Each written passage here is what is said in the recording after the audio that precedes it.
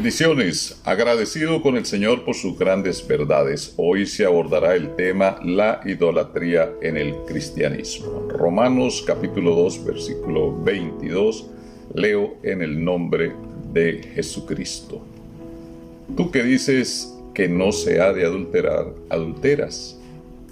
Tú que abominas de los ídolos, cometes sacrilegio. El apóstol Pablo, desde el verso 17 al verso 19, hace algunas confrontaciones a los judíos de aquella época. Trataremos de extraer algunos principios y conclusiones aplicables para este tiempo.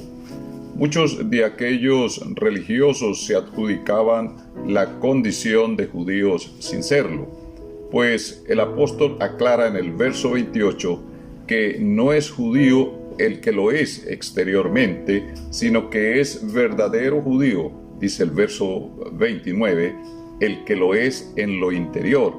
Y ratifica en el capítulo 9, versículo 6, porque no todos los que descienden de Israel son israelitas, dando a comprender que los israelitas y judíos provienen de genealogía y no de nacionalidad.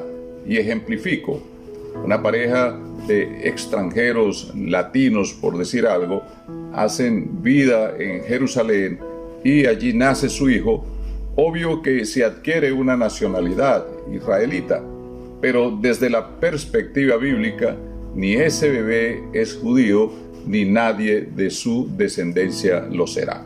Si extraemos la aplicación a estos tiempos, se puede decir que no se es cristiano por el hecho de asistir o no a una congregación y cumplir con algunas consideraciones y protocolos definidos por la organización, o sencillamente porque cumple otras normas acerca de vestuario, argot e incluso ciertas ideologías infundidas por los gerentes eclesiásticos. La condición de cristiano la determina el cumplimiento a los principios novotestamentarios establecidos por nuestro gran Dios y Salvador Jesucristo, siendo Él el único modelo o prototipo. No existe influencer digno de imitar dentro de la iglesia del Señor. No debe existir ese sentimiento por encima de la verdad absoluta. El eje central del cristianismo es el Señor y gira en torno a su autor, es decir, a Jesús de Nazaret, el Cristo, el Dios mismo manifestado en carne para salvar al mundo, para que todo aquel que crea en Él, en su mensaje. ¿Por qué preguntarnos si hay idolatría en el cristianismo? Ciertamente que en el cristianismo genuino no existe, pero sí en aquellos que dicen serlo y no lo son, porque sus acciones demuestran lo contrario. Recordemos que el cristianismo planteado por el Señor Jesucristo es volitivo, atiende a un llamado voluntario para obtener una salvación condicionada a requisitos escriturales establecidos a través de esa gracia universal. Significa que un cristiano, llámese miembro, ministro, pastor o jerarca, no debe ser amante de ganancias deshonestas, tampoco vivir con el deseo compulsivo de obtener riquezas materiales para acumularlas. Si las comparte con los necesitados, sería una bendición el dar, pues esa condición de avaricia lo califica como idólatra.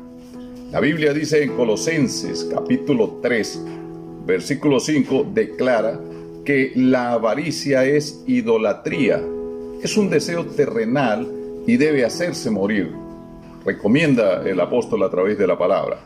Sencillamente, podemos notar que quien no ha entendido este principio novotestamentario de despojarse del amor a la riqueza para acumularla, sencillamente dejó los ídolos a los que se refiere el Salmo 115, que probablemente lo enseña muy bien a los preconversos, pero igualmente, frente a la palabra de Dios, es calificado como idólatra. Por otra parte, la idolatría como práctica religiosa de venerar y rendir culto a un ídolo Dice 1 Corintios 8:4 que nada es. También se define en el posmodernismo como la admiración excesiva y descontrolada por un ídolo que puede ser una persona. El argot publicitario de los medios y las redes lo definen actualmente como figura pública en sus diferentes campos de acción. Se oye de deportistas, políticos, actores, actrices, entre otros, y por supuesto no se excluyen las figuras políticas religiosas. Hace unas 2 décadas eran muy atacados por las iglesias pentecostales, metodistas, bautistas, entre otras, pero la realidad actual, todos tienen sus figuras públicas, y eso no es criticable de ellos que hayan alcanzado esos escalafones publicitarios a través de las plataformas digitales, pero el problema no está en ellos, sino en los simples, en los fatuos, que aparte de sentir admiración excesiva por esas figuras públicas, se atreven a defenderlos, aún promoviendo y poniendo por debajo las verdades absolutas de la palabra de Dios. Si una figura pública dice que Dios vino en un Ferrari a visitarlo, esos idólatras religiosos dicen amén. Si la figura pública dice que hay que enterrar la Biblia, los idólatras religiosos dicen amén.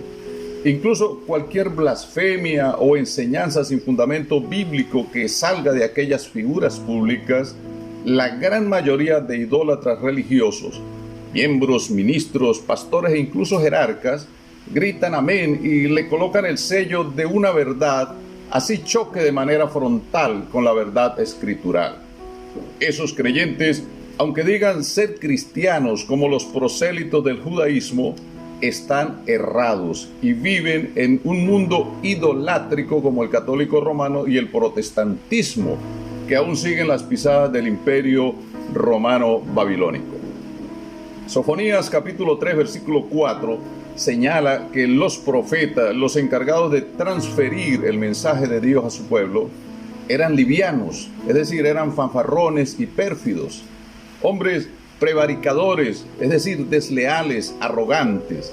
Sus sacerdotes, incluso dice la Biblia acá en Sofonías 3:4, contaminaron, es decir, profanaron el santuario, es decir, las cosas santas, y como complemento falsearon, es decir, tergiversaron la ley o la palabra de Dios. Cuando veas esa situación en el pueblo y la analizas y vas al antiguo pacto y traes esa imagen a este tiempo y lees la realidad contextual actual en el mundo eclesiástico religioso, notarás que no hay mucha diferencia entre algunas organizaciones, denominaciones y concilios, incluso entre aquellos que conocen la sana doctrina soteriológica. Hay idolatría al ser avaros y ser admiradores desbordados de sus figuras públicas. Uno de los síntomas son cuando usted oye: ese evento va a estar poderoso porque viene fulano de tal, o viene Pedro X, o va a ministrar fulanito, es decir, dando mayor crédito al hombre que al mismo poder del único Dios y Salvador Jesucristo. Se promueve más la imagen de esa figura pública que ni el nombre de Jesucristo y su obra. No seas idólatra. Toda admiración, toda reverencia, toda alabanza y elogio le pertenecen a Jesucristo, a nuestro gran Dios y Salvador Jesucristo. Y recuerde, la reverendolatría, la pastolatría son condenables tan igual como la mariolatría. Así que reflexiona.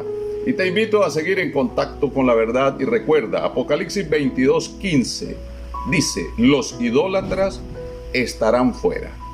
Tu conexión con Cristo es importante. Evita esos ataques idolátricos en el cristianismo. Su hermano y amigo Pastor Arnoldo Rincón, bendiciones.